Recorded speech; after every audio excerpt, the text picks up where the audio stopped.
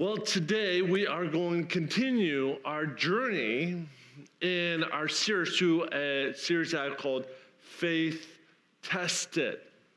Faith Tested. And because we have such a long passage, we're just going to get right into this one and run with it. And to some degree, because it's 20 verses, we're going to fly over at 10,000 feet above and won't cut a glimpse of the highlights and stuff.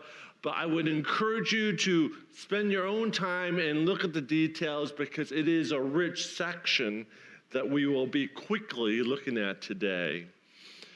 Well, today we're going to look at a sermon I've titled God's Faithful Answer, God's Faithful Answer in Habakkuk chapter 2.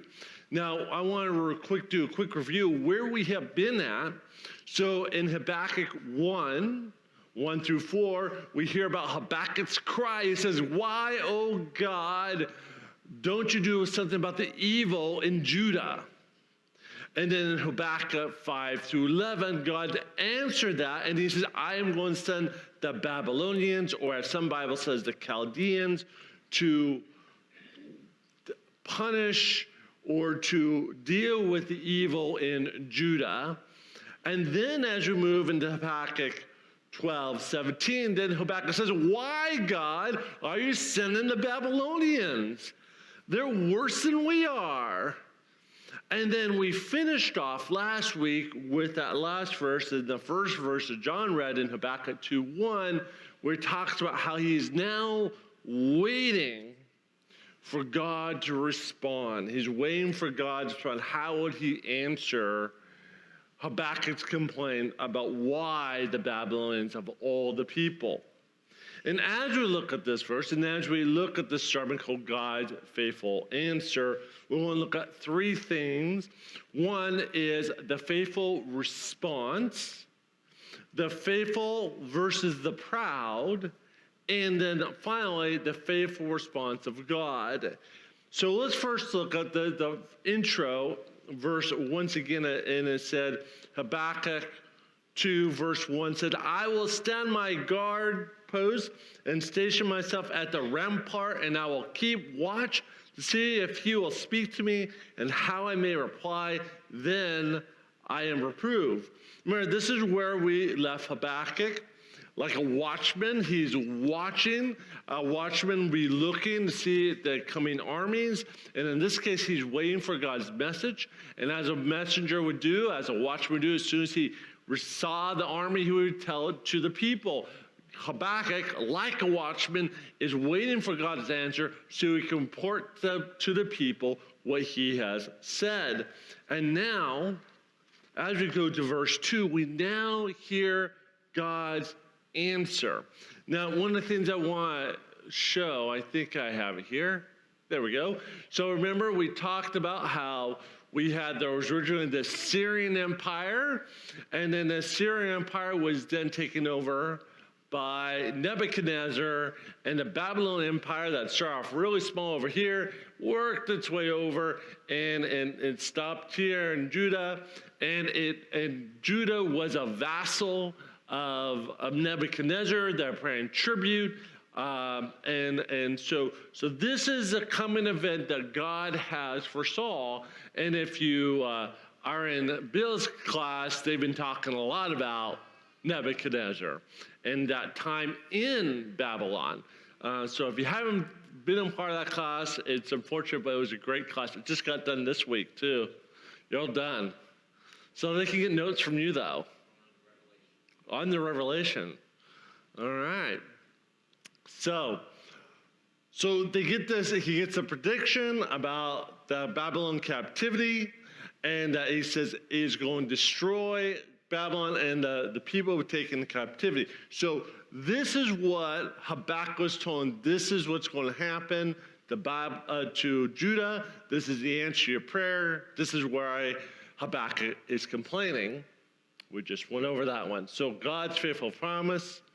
And so verse 2 says, "Then the Lord, Yahweh, answered me and said, record the vision and inscribe it on tablets, that the one who reads it may run.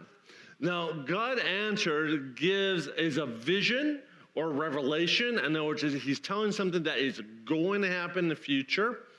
Habakkuk is to inscribe and talk about tablets. Now, this could be either wood, clay, metal, or even stone, but whatever it was, is God wants him to write on something that would last the time, because what is going to be, he's going to be going over in this part, they will take with them to Babylon, and is to buoy or encourage them as you're in Babylon. So this is something they need to take with them, because this will encourage them as you're in a difficult situation. So they carve it into, like I said, either wood, clay, metal, or stone. And it talks about the one who reads it may run, and there's a lot of different interpretations. But what I think what is that a person could read and then share it with other people is one interpretation. And I believe that's the best way. You take it, share it with all the people, spread it to all the people. This is something that they will need to know as these events unfold. Now, he goes on to verse 3, and it says, for the vision is yet for the appointed time. Hasn't happened yet. It hastens towards the goal. It will not fail. So this is going to happen. It's not slow. This is moving forward. And then it says, though it tarries, wait for it will certainly come and will not delay. And it wouldn't be much longer till this event happens, where Babylon, Nebuchadnezzar would come to Judah, would conquer it, they would become a vassal, and then later on destroy Judah. This is going to happen. He's not saying this is not going to happen in the future. He's not saying this is going to happen, or this might happen, or maybe happen. No, this is going to happen. Now, one of the things I just want to stop there for a moment is it reminds us that God, when he says it's going to happen, and it's going to happen. It's one of the things that's encouraging, because when God promises that, John 3:16, for those who love for God so loved the world that he gave his only begotten Son, that whoever believes shall not perish but have eternal life. That's something you take to the bank. When God says something, it's something to take to the bank. We don't have to question it. It will happen. And so, in fact, they're talking about in the Bible today, the same thing. When God speaks, it's something you can take to the bank. Knowing that, but this is an echo or foreshadow of, sometimes some people would say, end times event. The idea that there will be a final judge, just like there's a judgment right now in Judah. One day in the future, there is a coming judgment. There will be the second coming. It will happen. God has declared, as he's going to talk about in Revelation, it is going to happen. And so it is a reminder that God, though he tarries, will not delay. And when it happens, and you want to be ready. So then go on to verse 4, comes the most famous, title of the faithful versus the proud. The faithful versus the proud. And actually, this is what a lot this is about, but has to be one of the most famous verses of Habakkuk. And if you don't know it, if you don't have it underlined in your Bible, you should have it underlined. This is key to understanding faith throughout the Bible. Behold, as for the proud one, his soul is not right within him, but the righteous will live by his faith. Now, I think all of us have heard this, except we've only heard it in the New Testament. Well, now you know where Paul, and the author of Hebrews, gets this verse from. It's from Habakkuk. It's from this area, the righteous to live by faith. And the question, of course, is, and it's a struggle that Martin Luther had, is what the heck does this verse mean? Well, if we look at the word righteous, it says is a word that could mean just, justified, godly, according to the Old Testament, before God. In other words, this one person is just before God. That before God, he has been justified. And it talks about this word live, which is a second Hebrew word, which was to have life, alive, sustain life, or as some would say, life forever. And so we're talking about the righteous person, someone who's just before God, will live or be alive forever. And faith would be the third word, which is loyalty, trust, faithfulness in God. In fact, I should have these up. Okay, here it is. Justified. There we go. And so these words, this is what these Hebrew words would mean. Now, the word for faith here, some will put faith, some will put faithfulness. The key to understand about this word faith, it is not just, it's an act of faith. It's a faith that does stuff, not works righteousness, but it is not just a hopeful or wishful thought. It is active faith. And so when we think about this word faith, we want to think of like James 2:18-26. We're talking about faith in action. And then Hebrews 11, where you talk about the heroes of faith, and they believed and they act, and they believed and they act, and they believed and they act. This is what he's talking about. He said, a person that is justified by God. In other words, if they're just before God, if they're justified by him, they will live a certain way. And how does a just person live? By faith or trust in God. And if you have faith and trust in God, you'll live a certain way. In other words, faith always has a byproduct of action. Faith always leads to action. Okay? Now, I want to get in a couple of verses here just so we understand this from, I guess I didn't put it up here. So to understand this from a New Testament perspective, Romans 1:17, same verse, but in the context of Romans 1:17, Paul reminds us that salvation or justification is only by faith. That's the whole context he's bringing it. He's saying the just to live by faith, and the context of it is that it's only by faith that you are justified, that you are saved. That's the point where it's mentioned in Romans 1:17. And Galatians 3:11, again, same verse, same quote, but in this case, it's to emphasize, Paul wants to emphasize, it's not by works. Works have nothing to do about your justification. Works have nothing to do about your salvation. Okay? He wants to emphasize that. But instead, it's only based on your faith and trust in God. Okay? So we got this. It's really focused on faith.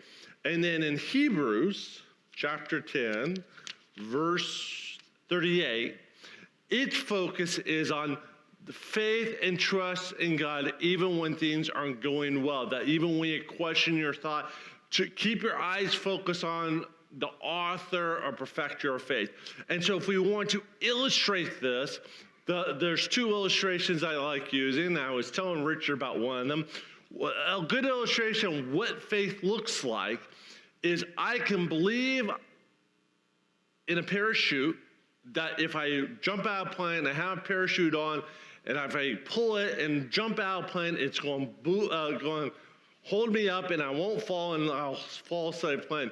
But I have not put faith in that parachute until I put the parachute on, I jump out of the plane, and I pull the ripcord. And the idea of faith is a faith that actually does that. If all you do is staying in the plane, you haven't exercised faith. You believe that's true, but you haven't put faith in it because that requires some action. Your belief needs to lead to faith, which leads to action. And so it's active. Now, another good example is, and we'll cover it a little bit more later on, but Peter, when Jesus says, Peter says, Jesus, if that's you on the water, say something, I'll come out to you. And he steps out in the water.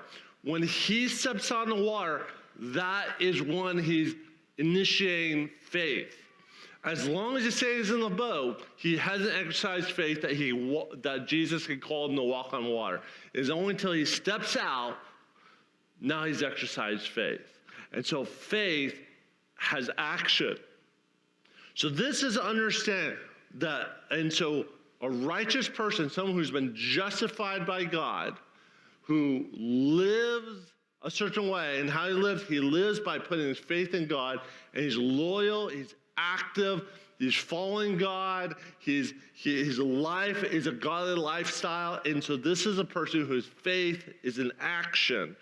And so Habakkuk brings us up. Okay, now we got our faithful person. This is a person that Habakkuk would love the bad. And I would say Habakkuk is this person. He has exercised faith in God throughout this whole conversation. I believe you, God, I just don't get it. Habakkuk is like us. A lot of times he asks a question, but in the midst of asking this question, he still has faith and trust in God. Now, he contrasts this with the proud. Now, the proud here are the Babylon. Is Babylon. And I wouldn't even say specifically Nebuchadnezzar, but Babylon. And the proud literally means in Hebrew is puffed up or swelling up. You don't want to think of like a puffer fish is puffed up. You don't want to think about a balloon that inflates up. And actually, I always think that no one's inflating up, but it wouldn't take much for it to pop. That is the proud. The proud is puffed up. He kind of, I'm big, tall, big. Don't mess with me. I'm the man. They're puffed up. And this person, the proud one, is his soul. It's interesting because the proud one, if you notice, his soul is not right with him. His soul is not right with him. And as we go in, we'll find out why his soul is not right with him. But the key is he hasn't put his faith in the Lord. His faith is in himself. And if his faith is in himself, his soul is not right. In fact, many of you, before you're a Christian, before you believe, you felt there's something wasn't right in the world. For some people, you describe this as there's a hole missing. And they're like, there's something not right. This is what he's saying. There's something wrong with this person. They're missing something. And not only does that feel like there's sometimes a missing hole, but their life reflects a person who doesn't follow after Christ. And so there's something not right about this person. And he goes on to explain in verse 5, furthermore, wine betrays a haughty man, so that he does not stay at home. He enlarges his appetite like Sheol, which would be like the grave or the place of the dead. He is like the death, never satisfied. He also gathers himself all the nations and collects to himself all the people.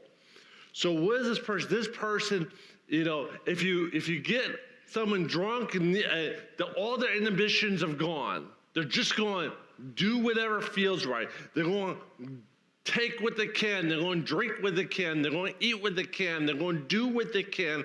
And this is this proud one. And this was Babylon. Babylon just went out and consumed anything they can take, they took. And so you get this contrast. This is what the proud man looks like. This is what the faithful man looked like. And so now we have an image. And to one degree, as we go into this passage real quick, you'll have this contrast in view. And what we're going to do is the Babylon is going to turn into an object lesson of what not to do. And when we know what we know we shouldn't do, then we actually know what we should do. Sometimes a negative lesson teaches more than a positive lesson. Have you noticed that sometimes? Sometimes you got to learn what you're doing wrong before someone can tell you what you're doing right. And so this is what he's getting at here. So then this clearly describes Babylon. They are known for their love of wine, as it talks about, and that made them haughty and sit up at night. They were known as people that could never be satisfied, but always wanted more, as I said. So now we go into the 5 woes. And to work with this, I want to see if I could do Get you all guys to go, whoa. Okay, 1, 2, 3, whoa. Now this word woe, as we'll look into it, is a word that is, to one degree, is a lament. To some degree, it's a judgment. To some degree, it's a curse, but it is something of, this is not bad things await this person in the future. And to some degree, this will be a taunt, because these 5 woes would be something the Jews, as they're in Babylon, they repeat over and over. And these 5 woes are for Babylon. And imagine you're in Babylon, you're hearing these woes, woe, woe. And these are just, and so there's 2 sets. There's 1, it's a taunt for Babylon, but 2, it's an encouragement that these woes that God will do some point, and justice will be set right. So these 5 woes. So verse 6, and I first use 6a, and it says this: will not all these take up a taunt song against him, even the mockery in the sin of the in situation against him, and say? So before I get to that, so we see this woes were to be a taunt. These are ones to kind of get underneath Babylon's skin and say, you have not broken us. We know that Yahweh is still God, and Yahweh is going to do this. And so they keep on saying these 5 woes. And so the woes should not surprise us, because in Matthew 23, remember Jesus does 8 woes, and it's towards the religious leaders. For the same reason, he's trying to get their attention and understand the danger that they're in. And to some degree, not only are they mocking them, but there's a sign, there's danger. It's a woe. It's saying, woe to you, Babylon. You're in danger because you're now in the hand of the living God. Turn and repent. And hopefully, we don't know what happened with Daniel, but maybe there were some Babylonians that repented, especially after Daniel's prophecies came through. We're not too sure about Nebuchadnezzar, but this is interesting. So let's do the first woe. Okay, I want to have you do it again. Oh, there's my verses. They're in the wrong spot. All right, the first woe. So here we go. Woe to him who increases what is not his, for how long, and makes himself rich with loans. Will not your creditors rise up suddenly, and those who collect from you awaken? Indeed, you will become plunder for them, because you have looted many nations, and all remainder of the peoples will loot you, because of the human bloodshed and violence done to the land, to the town, and all inhabitants. Now, in reality, did Babylon literally take out loans? Did they go to the bank and say, banker, we need some loans so we can go invade that country? No, but what he's really saying is, when the nations went out, when Babylon went out and they start taking lands and stuff and property and nations, it was as if they're taking loans out. At some point, as they're taking all this land, at some point, they're going to have to pay back. The debt is going to be due. They're picking up sin. They're picking up these nations that are going to be really angry with them. The people actually become angry with them, and they're picking up debt, and God's saying, you are going to have to pay that back. You have destroyed nations. You have destroyed people's lives. You are going to have to pay that back. And this would happen to Babylon, and their own citizens,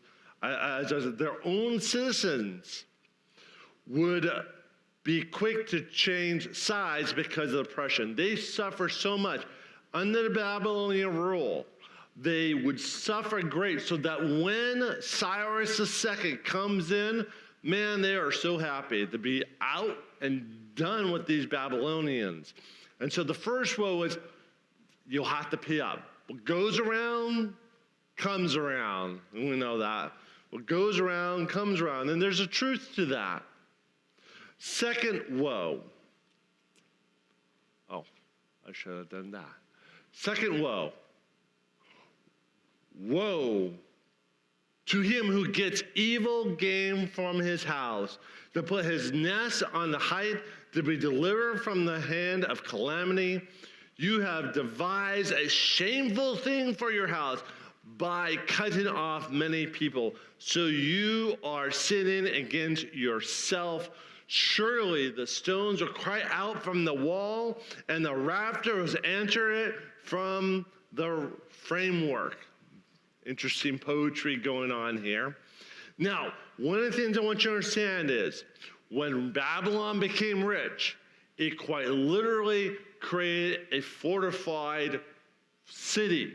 And what it's describing here, it uses this wealth and everything to create this fortress. And they had moats that surrounded it and went through the cities.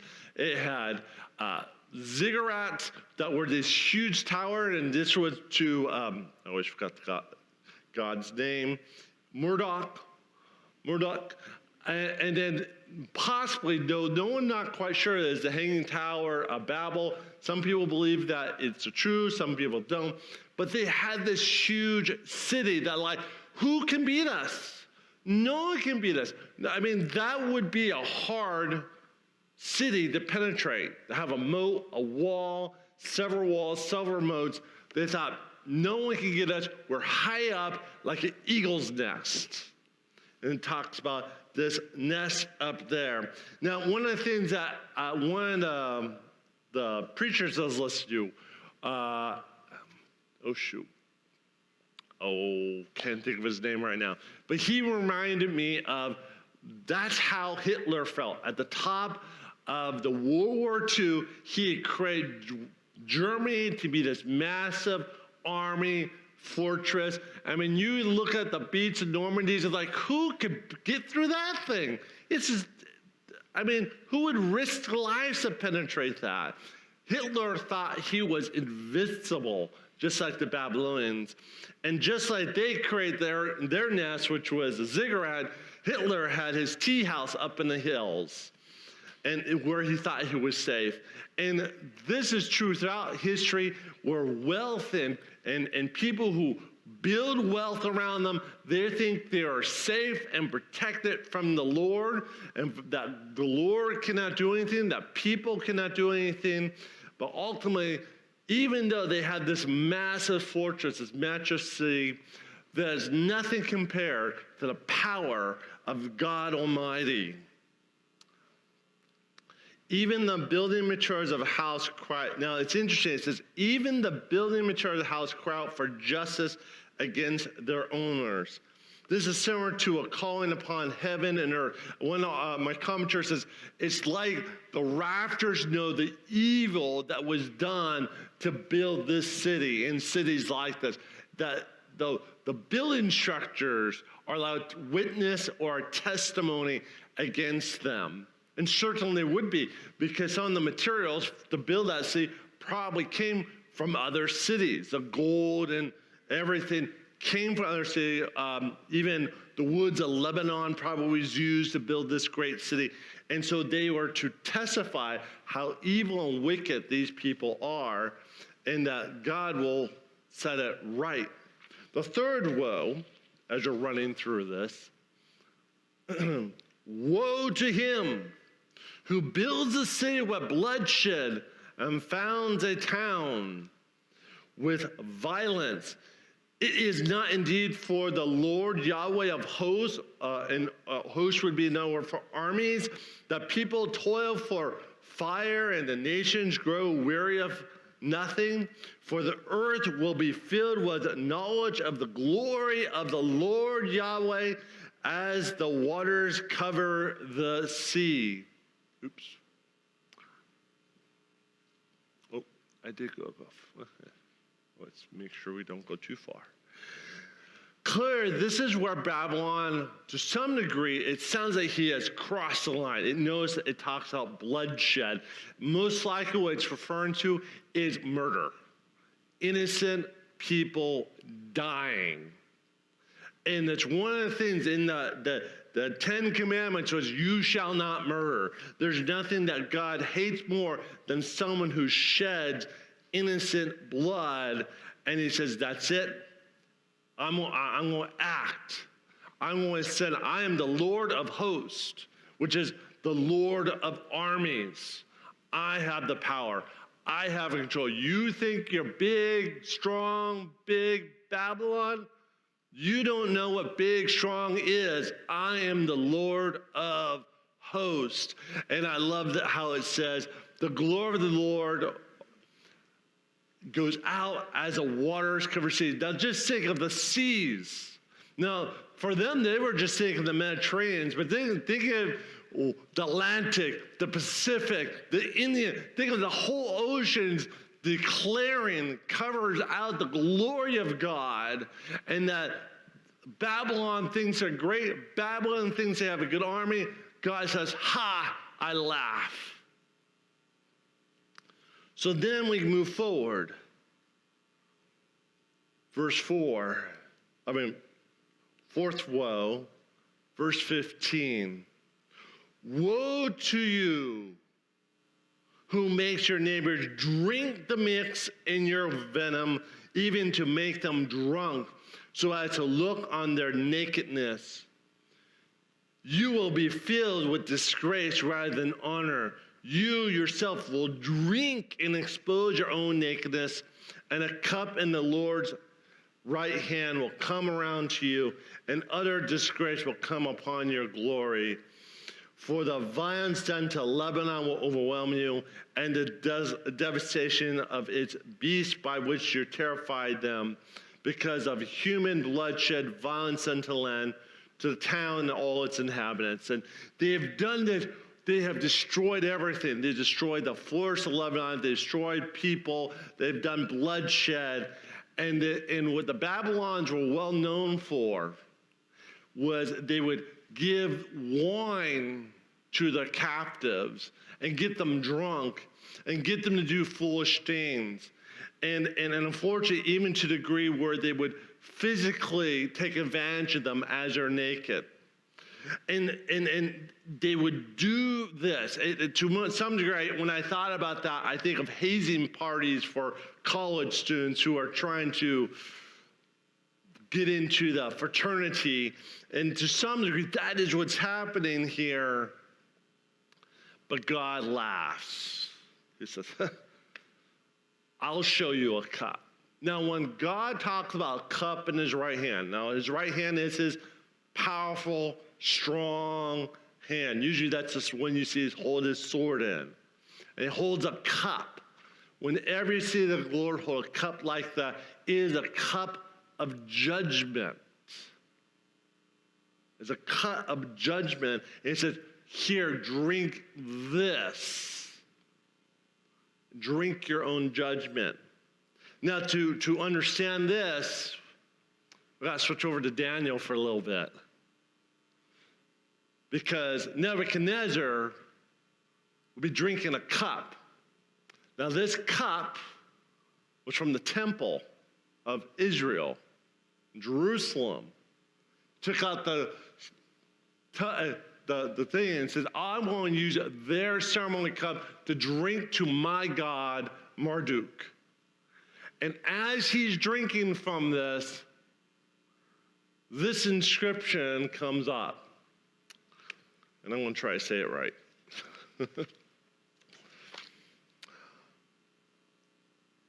Mune Takolel Perezes, which means God has numbered your kingdom and put it into it. You have been weighed, and the scales have found you deficient. Your kingdom has been divided and given over to the Medes and Persians. That Daniel will tell Nebuchadnezzar that's Nebuchadnezzar's son, or the one who came after him. He says, this is what's going to happen. And no, the amazing thing is that night, this prophecy happened that night. And Cyrus the Great, Cyrus the Second, would come and would be camped outside Babylon here this very night when this happens. And because they're having this festival to Marduk, They are drinking and getting drunk on the wine. Sound familiar? And they're drinking and getting drunk on the wine, and they're not paying attention. And as this has happened, as they're festival, and they say, oh, Cyrus is great, he can't get into us, he can't stop us, and they're just getting drunk and they're partying. Well, at some point, Cyrus, this river that had protected them, he drains the water away from the city. And so now this lovely little protection of a river goes away. And in the middle of the night, it goes from being 2 feet deep, and eventually, after it's fully drained, it's just at knee length. And all they do is way across this moat and go up into the city. And no one's paying attention because everyone's drunk. They think they were safe, and they take the city with no effort. They just take it over because they were drunk with the wine. How embarrassing. They have been laid naked before Cyrus. They've been embarrassed before King Cyrus. They were destroyed, and they didn't put up a fight. That would happen. And he's prophesying it here in Habakkuk.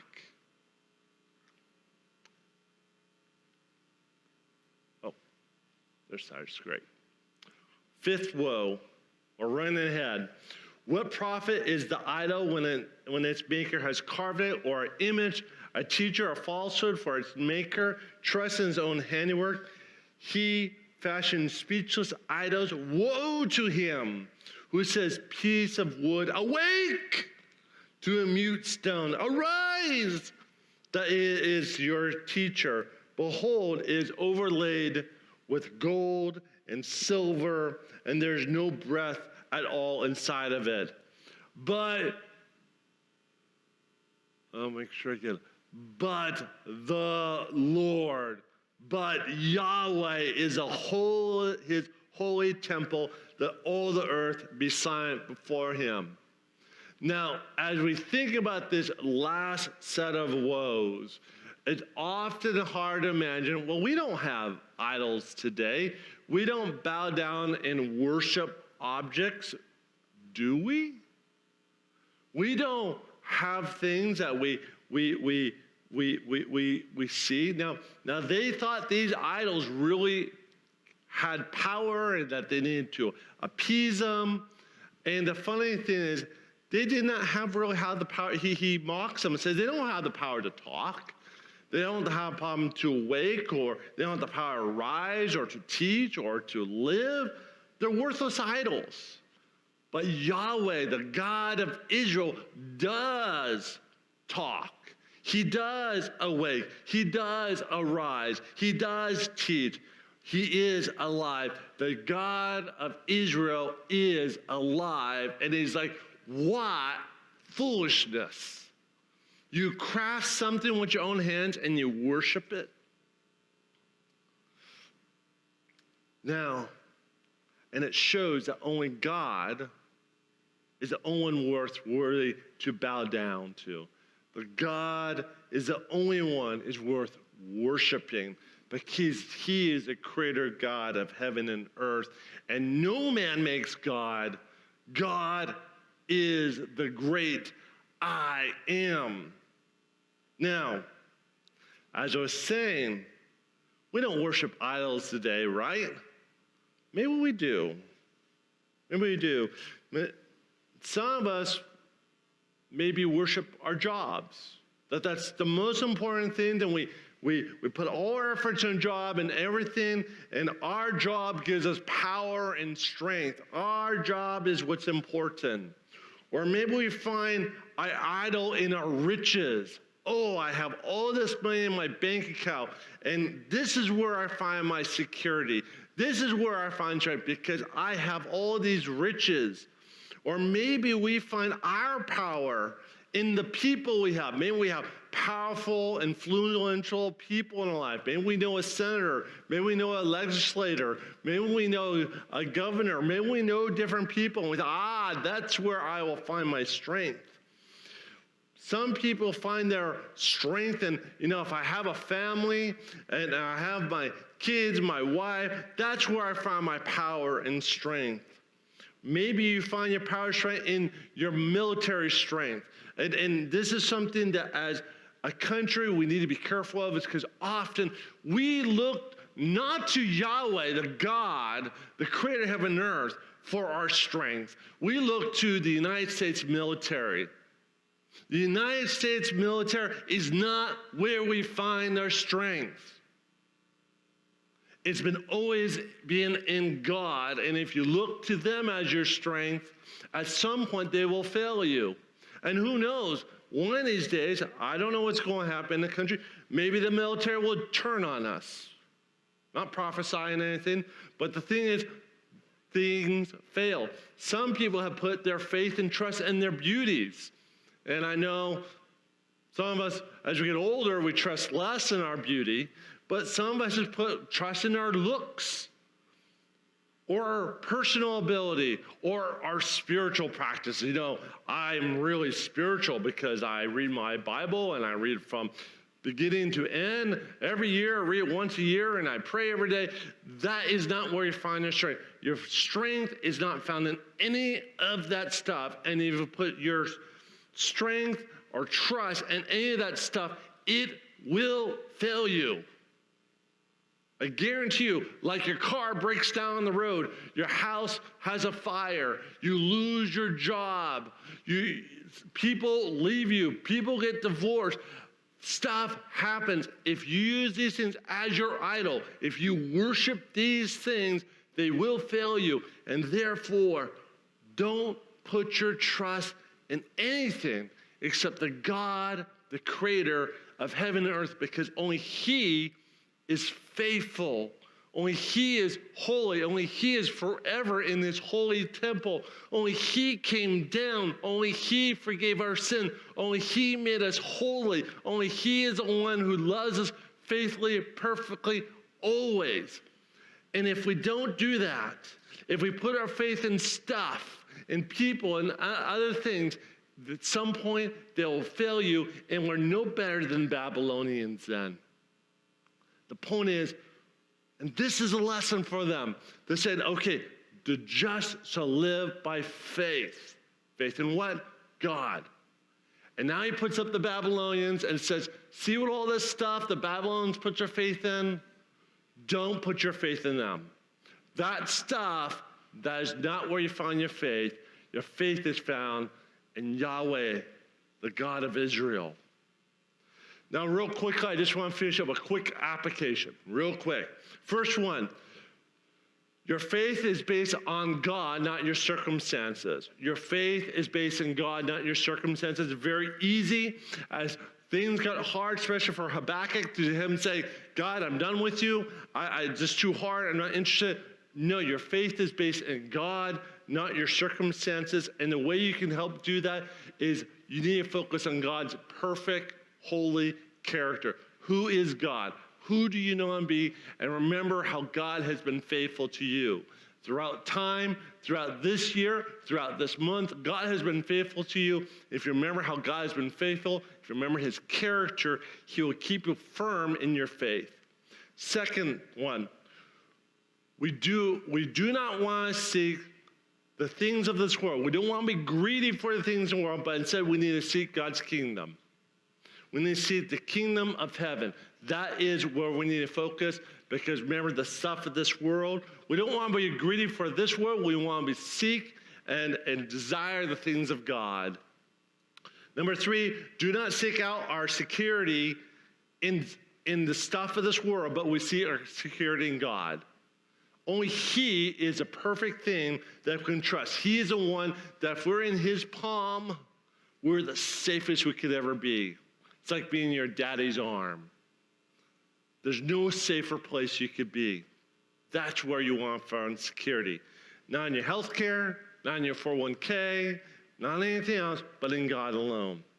Do not seek to harm people, but seek to be a blessing to people. Remember, the Babylonians harmed, they took, they wanted.